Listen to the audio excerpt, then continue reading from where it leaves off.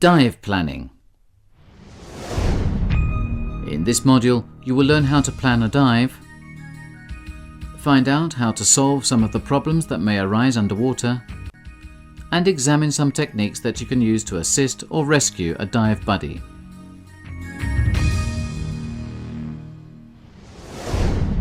Planning.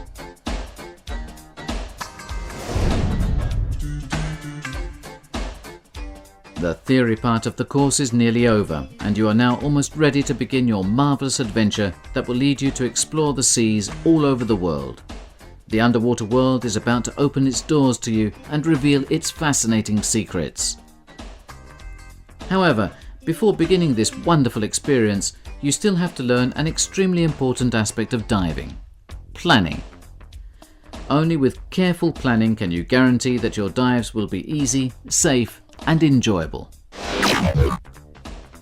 The organization of a dive can be divided into 3 phases: advanced planning, pre-dive preparation, on-site planning. The advanced planning phase should begin well in advance. The first thing to decide is the dive objective. It is essential to establish exactly what you are going to do under the water.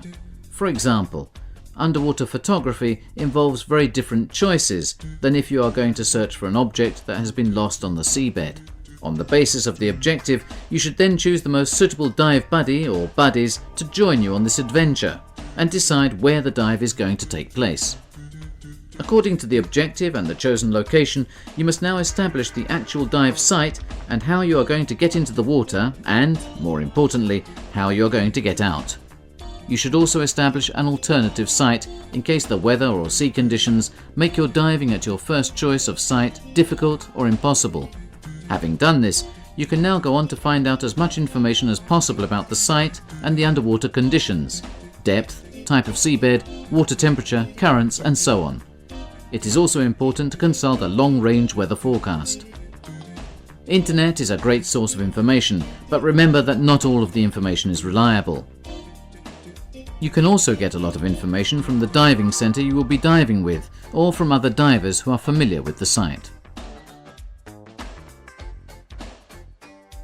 It is extremely important to make sure that the information you get about emergency services is correct, such as the nearest hospitals and hyperbaric chambers, and the telephone numbers of organizations that offer assistance to divers.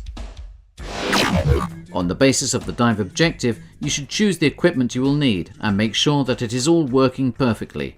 You should do this a few days before the dive so that there is time to have it repaired if necessary. On the day before the dive, you should pack your dive bag or basket. The best way to do this is to pack the things you will need last at the bottom of the bag or basket.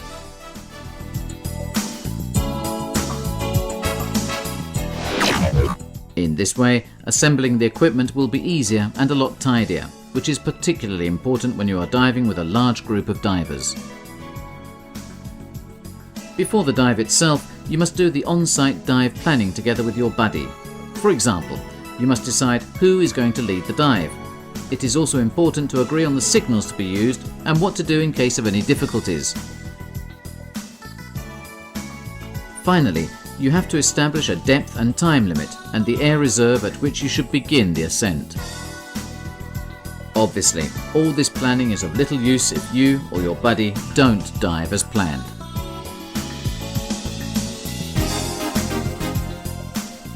With experience, you will learn to plan dives easily. Keeping a diary with all the information about the dive and the site, your impressions and what you saw and experienced is a good way of keeping a report that will be extremely useful for planning dives in the future. All divers keep a personal logbook. The PSS logbook is one of the handiest. A logbook also serves as proof of your diving experience over the years to those who don't know you as a diver. Every dive should be signed by the instructor, the guide, or your dive buddy.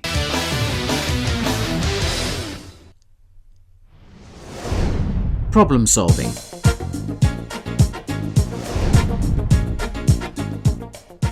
Despite good planning, problems may arise during a dive that must be dealt with in the right way. With experience, you will learn to recognize if something is going wrong before the problem actually occurs.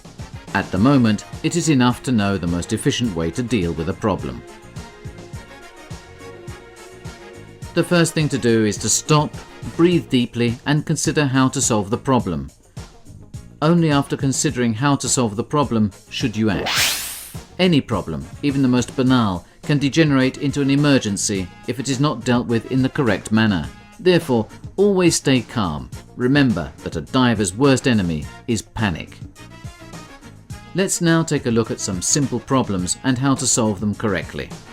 A flooded mask can be solved easily by clearing it. However, if you actually lose the mask, or if it breaks so that it cannot be used, you will have to learn how to ascend without it. Pay attention to the audible alarms of your dive computer and get your buddy to assist you as you ascend to the surface. A broken fin strap is an easy problem to solve. It is possible to swim with just one fin, and your PSS instructor will teach you how to do this. There are two possible problems that may occur with a buoyancy compensator. The BC cannot be inflated using the inflator button. In this case, just inflate it orally.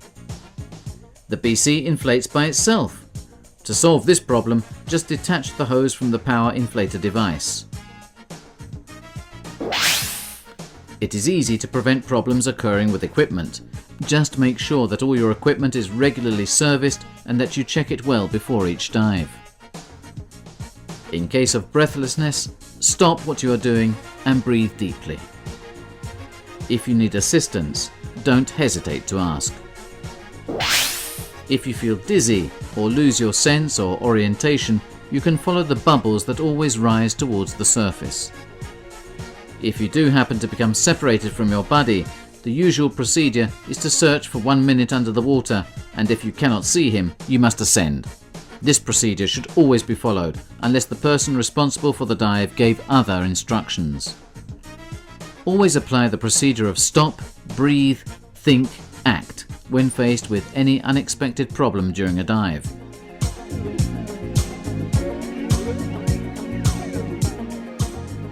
In case of entanglement in line or fishing net, it is no good trying to swim frantically.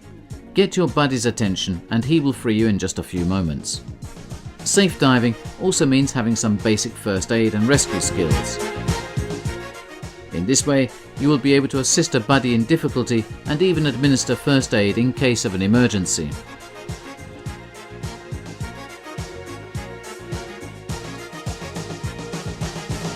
Everyone, divers and non-divers, should attend a specialized course in first aid and cardiopulmonary resuscitation, such as the First Aid CPR course run by the Emergency Division of the PSS organization.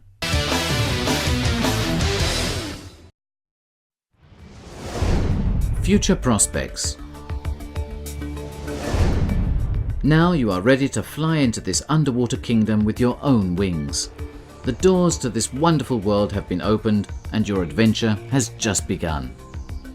To continue diving safely without an instructor, remember to always dive within your limits. Choose your dive buddies well and don't accept dares. As your experience increases, so will your capabilities and your personal limits. Dive as often as you can. Continuous practice will enable you to become more expert and more confident in what you can do. You can shorten this process safely by participating in a PSS Advanced Open Water Diver course. This is a fascinating experience in which you will use your skills to carry out specific tasks underwater, discover the diving activity that interests you the most, reach deeper depths, and learn navigating techniques that will surprise you with their efficiency. We are waiting for you.